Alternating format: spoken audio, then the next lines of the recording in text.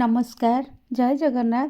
आज मु नवरात्र कलश स्थापना केमिति सरल भाव में करें मु बतेबी। गोटे ढाल नवा से दीपट साइड्रे स्वास्तिक चिन्ह लिखा।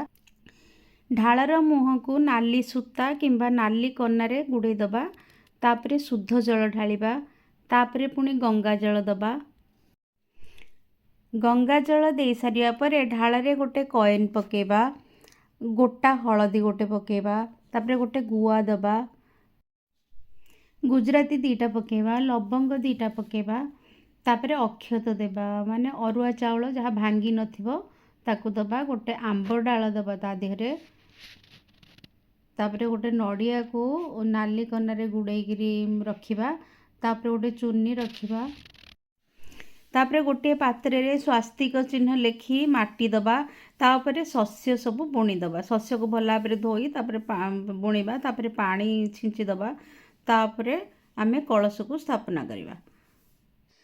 जयंती मंगला काली भद्रकाली कपोलिनी दुर्गा क्षमा शिवा धात्री स्वाहा सुधा नमस्तुते। यही मंत्रटी पढ़ी कलश स्थापना करेंगे। तापरे फूलमाल फूल फल मिठा पानपत्र सबू तांको अर्पण करेंगे। दक्षिणा देवे। गोटे अखंड ज्योति जलैबे। तापरे माँ को बसई तांकर पूजा अर्चना करेंगे। शेष में माँ पाखरे क्षमा प्रार्थना करने को जमा भूलिबेनि।